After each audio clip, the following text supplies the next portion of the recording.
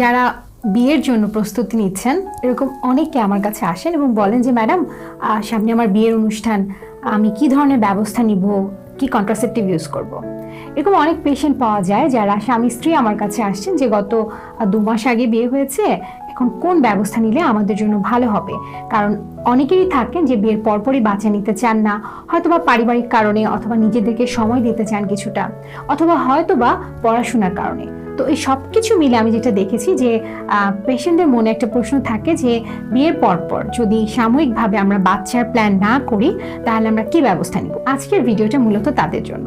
আরেকটা কথা বলে নিই যে যেটা আমি আমার চেম্বারে পাচ্ছি আজকাল, যে অনেক কাপল থাকেন যে রিসেন্টলি ম্যারেড, হয়তোবা কিছুদিন গিয়েছে 9 মাস 10 মাস, কোনো ব্যবস্থা নেননি এবং স্বাভাবিকভাবে হয়তো গর্ভে সন্তান চলে এসেছে এবং তারা আমার কাছে আসছেন যে ম্যাডাম আমরা এখন 6 মাস হলো বিয়ে হয়েছে, হাজবেন্ড বা ওয়াইফের হয়তো বিদেশে যাওয়ার কোনো একটা প্রক্রিয়া চলছে, আমরা এখন বাচ্চা নিতে চাচ্ছি না, আমরা এখন প্রেগনেন্ট হয়ে গেছি, কি করা যায়।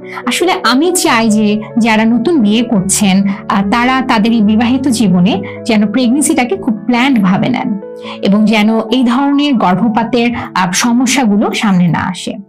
তো বিয়ের পর জন্ম নিয়ন্ত্রণের ব্যবস্থা হিসেবে আমরা সাধারণত 2টি পদ্ধতিকে সবচেয়ে বেস্ট বলে থাকি এবং পেশেন্টরা দেখা যায় যে এগুলোর মধ্যে যে কোনো একটা চুজ করে থাকে। তার মধ্যে একটা হচ্ছে ছেলেদের জন্য, যেটাকে আমরা বলে থাকি আমাদের ভাষায় ব্যারিয়ার মেথড, অথবা যেটা আপনারা সাধারণভাবে জানেন কন্ডম নামে পরিচিত। তো এটার উপকারিতাটা আসলে কি? তো জন্ম নিয়ন্ত্রণে বিভিন্ন পদ্ধতি আছে, আপনারা জানেন, পিল আছে, ইনজেকশন আছে, এবং পুরুষদের জন্য এই কন্ডমটার ভালো দিকটা হচ্ছে এটা সহজলভ্য এবং এটি পুরুষ মানে পার্টনারটি ব্যবহার করছেন এবং এতে কোনো হরমোনাল এফেক্ট, যেটা একজন নারী যখন একটি পিল খাচ্ছেন অথবা একটি ইনজেকশন নিচ্ছেন তার যে হরমোনাল এফেক্টগুলো তার শরীরে কিছু কিছু সমস্যা কখনো কখনো হচ্ছে, সেটা থেকে সম্পূর্ণভাবে তিনি মুক্তি পেতে পারছেন। প্লাস অনেক সময় দেখা যায় যে হাজবেন্ড ওয়াইফ দুজন চাকরির জন্য হয়তো একটু দূরে দূরে আছেন, তো অনেকদিন পর হয়তোবা তাদের দেখা হচ্ছে, সেক্সুয়াল যে ইন্টারকোর্স এটা হচ্ছে, তো সেগুলোর ক্ষেত্রে কন্ডমটা আসলে খুবই ভালো, কারণ এটা আপনি সেই টাইম অনুযায়ী ইউজ করতে পারছেন। আরেকটা যেটা ভালো দিক, আমরা জানি যে সহবাসের মাধ্যমে অর্থাৎ সেক্সুয়াল ইন্টারকোর্স বা সেক্সের মাধ্যমে বিভিন্ন রোগ জীবাণু কখনো কখনো পার্টনার থেকে পার্টনারে যায়। কন্ডমটা যেহেতু একটা ব্যারিয়ার বা একটা আলাদা এক্সট্রা লেয়ার হিসেবে কাজ করে, দেখা যায় যে এই যে জীবাণুগুলো, এসটিডি যেগুলোকে আমরা বলে থাকি সেক্সুয়ালি ট্রান্সমিটেড ইনফেকশন, এগুলো থেকে কিন্তু কন্ডমটা আমাদেরকে প্রোটেকশন দিচ্ছে। তো সেদিক থেকে দেখলে যে আপনার পার্টনার যদি কন্ডম ইউজ করতে কমফোর্টেবল হয়, আপনি যদি কন্ডম ইউজে মতামত দেন, সেক্ষেত্রে কন্ডম খুব ভালো একটা পদ্ধতি হতে পারে সাময়িক হিসেবে। তবে এটারও একটা ব্যাপার আছে, কন্ডমের কিন্তু একটা প্রপার ইউজের নিয়ম আছে এবং এগুলো প্যাকেটে লেখা থাকে। তো এই প্রপার ইউজটা আপনাদেরকে এনশিওর করতে হবে এবং সেক্ষেত্রে এটা অনেক ভালো একটা প্রোটেকশন দিতে পারে। তবে অবশ্যই কোনো জন্ম নিয়ন্ত্রণ পদ্ধতি 100% প্রোটেক্টিভ না। নারীদের ক্ষেত্রে যেটা আমরা প্রেসক্রাইব করে থাকি বিয়ের পরপরই যারা প্রেগনেন্সি চাচ্ছেন না, সেটা হচ্ছে যে জন্মবিরতিকরণ পিল। খুব কমন একটা প্রশ্ন আমি পেশেন্টের থেকে পাই যে ম্যাডাম আমার একটা প্রশ্ন আছে যে জন্মবিরতিকরণ পিল কি আমি সারা মাস ব্যাপী খাবো? আমাদের তো হয়তো বা সপ্তাহে 2 দিন দেখা হয় অথবা 4 দিন দেখা হয়। আমি এটা একটু সহজভাবে আপনাদেরকে বলি। জন্মবিরতিকরণ পিলের পাতাতে একটি নির্দিষ্ট সংখ্যক পিল থাকে এবং খুব কমনলি অনেকেই দেখা যায় হয়তো খালা অথবা প্রতিবেশী অথবা বোন কারো কাছ থেকে অ্যাডভাইস নিয়ে খাওয়া শুরু করছেন বিয়ের পরপর। অনেকেই ভাবেন কি যে হাজবেন্ডের সাথে যেদিন থাকবো সেদিন একটি খেলেই চলবে। এটা কিন্তু 100% ভুল একটি তথ্য। এটার কারণ হচ্ছে যে জন্মবিরতিকরণ পিল এর মধ্যে যে হরমোনটা থাকে এটা একটা মিশ্রণ হরমোনের এবং এটা আমাদের শরীরে একটি নির্দিষ্ট লেভেলে আসার পরে যখন পিলটি বন্ধ হয় একটি নির্দিষ্ট সময়, তখন আমাদের মাসিক হয়। অর্থাৎ এটার অর্থ হচ্ছে যে এই পিলটা একটা নির্দিষ্ট লেভেল বডিতে সবসময় হরমোনকে মেনটেইন করতে হবে। এখন ধরুন একজন পেশেন্ট তিনি মাঝে মাঝে পিল খান, মাঝে মাঝে খান না, এতে কি হবে? হরমোনটা হঠাৎ করে নেমে যাবে এবং হঠাৎ করে তার ডিম ফুটে যেতে পারে এবং গর্ভে সন্তান চলে আসতে পারে। পাশাপাশি অনিয়মিতভাবে পিল যদি আপনি খেয়ে থাকেন সারা মাস ধরে কিন্তু অল্প অল্প ব্লিডিং হতে পারে, যেটাকে আপনি অন্য কোনো অসুখ ভেবে অস্থির হয়ে যেতে পারেন, ম্যাডাম আমার কেন সারা মাস ব্লিডিং হচ্ছে। তো পিল খাওয়ার সুনির্দিষ্ট নিয়মটা আপনাদেরকে এই সময় অবশ্যই জানতে হবে। জন্মবিরতিকরণ পিলের একটা কমনলি পেশেন্টরা যা ভাবে যে ম্যাডাম আমার অমুক খালা বলেছে অনেক ওজন বেড়ে যায়, অমুক বোন বলেছে যে এতে আমার মুখে ব্রণ হচ্ছে, অমুক হবে।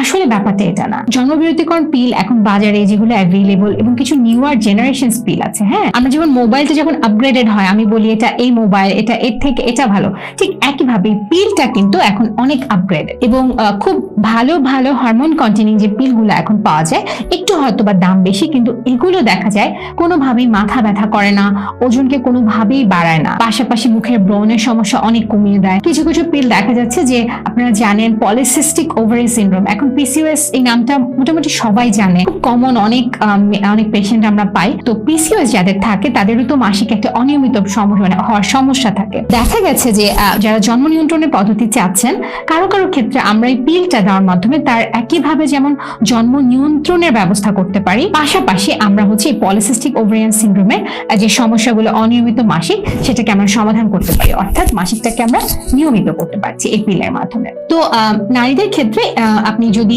নতুন বিবাহিত হন অথবা সামনে বিয়ের অনুষ্ঠান অথবা আপাতত 1-2 বছরের জন্য সন্তান চাচ্ছেন না, পিলটা হতে পারে আপনার জন্য খুব ভালো একটা অপশন। এখন আপনাদের মনে নানা ধরনের প্রশ্ন থাকতে পারে যে ম্যাডাম আমি ধরেন পিল খেলাম না, আমি হাজবেন্ড যখন থাকবো শুধু আমি এমার্জেন্সি পিল খেলাম। দেখুন, যেটা আমি দেখি যে প্রচুর পেশেন্ট পাওয়া যাচ্ছে যারা হয়তো এমার্জেন্সি পিল খেয়েছেন, প্রেগন্যান্ট হয়ে গেছেন, এখন এটা গর্ভপাত করাতে চাচ্ছেন, অথবা আপনি কোনো জন্ম নিয়ন্ত্রণের ব্যবস্থাই নেননি এবং দেখা গেছে গর্ভে সন্তান চলে এসেছে। এবং আরো এরকম দেখা যায় যে হাজবেন্ড ওয়াইফ হয়তো বা ভাবছেন যে আমরা বীর্যটাকে বাইরে ফেলি, যেটা আমাদের ডক্টরি ভাষায় আমরা বলে থাকি কয়টাস ইন্টারাপ্টাস। হ্যাঁ, তো এটাতে তারা ভাবছেন যে এটা একদম সেফ, আমার বীর্যটা ভিতরে যাচ্ছে না, যেহেতু আমার গর্ভে সন্তান আসবে না, কিন্তু এটাও কিন্তু আপনাকে কখনোই 100% প্রোটেকশন দিবে না। পাশাপাশি অনেক সময় দেখা যায় যে অনেকে বলেন যে ম্যাডাম আমরা মেনে চলি, অর্থাৎ হচ্ছে যে যেই টাইমটা আমরা সেফ পিরিয়ড মনে করি সেই টাইমটাতে তারা স্বামী স্ত্রী থাকেন। এই পিরিয়ডটা আসলে মোটামুটি সেফ তাদের জন্য যাদের মাসিকটা নিয়মিত, কিন্তু যার মাসিক অনিয়মিত তার জন্য এটা কোনোভাবেই সেফ পিরিয়ড না এবং তার সেফ পিরিয়ড বের করা কিন্তু আসলে খুবই ডিফিকাল্ট। এবং পাশাপাশি সেফ পিরিয়ড কিন্তু 100% সেফ না। তো সবকিছু যদি বিবেচনা করি এবং যারা নববিবাহিত দম্পতি আপনারা যদি মনে করেন যে আমার একটা জন্ম নিয়ন্ত্রণের ব্যবস্থা দরকার, পুরুষদের ক্ষেত্রে কন্ডোম সব থেকে ভালো। আর যদি আপনারা চান যে না আপনার যে ফিমেল পার্টনার তিনি কোনো ব্যবস্থা নেবেন, সেক্ষেত্রে জন্মবিরতিকরণ পিল খেতে হবে আপনাকে। তবে এখানে আরো কয়েকটা কথা আছে যে পিলেরও কিছু ভালো মন্দ দিক থাকে, অথবা পিল কাকে দেওয়া যাবে না, অথবা পিল দেওয়ার আগে কিছু কিছু হিস্ট্রি, অর্থাৎ পারিবারিক কিছু ক্যান্সারের হিস্ট্রি, আপনার কিছু শারীরিক কন্ডিশন, আপনার উচ্চতা, আপনার ওজন, আপনার কোনো আন্ডারলাইং কোনো লিভারের সমস্যা, অথবা আপনার মাইগ্রেনের এমন কোনো এক্সট্রিম লেভেলে আপনি আছেন কিনা যেগুলোর ক্ষেত্রে আমি পিলটা দিতে পারবো না, এটা কিন্তু ডক্টরের সাথে কথা না বলে না নেওয়াই ভালো। আমার পেশেন্টদের জন্য আমার যেটা অ্যাডভাইস থাকবে, নতুন একটা লাইফ শুরু করতে যাচ্ছেন বিয়ের পরে এবং সেক্ষেত্রে সাময়িকভাবে হয়তো বা এখন প্রেগনেন্সি চাচ্ছেন না যে কোনো কারণেই হোক, তারা অবশ্যই ডক্টরের সাথে একজন কনসালটেশন নেবেন এবং পরবর্তীতে কি জন্ম নিয়ন্ত্রণ ব্যবস্থা নেবেন এবং কোনটি আপনার জন্য সব থেকে ভালো হবে এটি কনসাল্ট করে সেভাবে শুরু করবেন। কারণ আমি সবসময় যেটা বলি যে গর্ভে আপনি অনাকাঙ্ক্ষিত সন্তান আসার পরে সেটাকে আপনি টার্মিনেশন করতে চাচ্ছেন এবং এটা যে জটিলতাগুলো পরবর্তীতে আপনাকে ভোগাবে, সেটা না করে আপনি যদি এখনই কোনো জন্ম নিয়ন্ত্রণের ব্যবস্থা নেন, এটা আপনার জন্য সব থেকে ভালো হবে। ধন্যবাদ।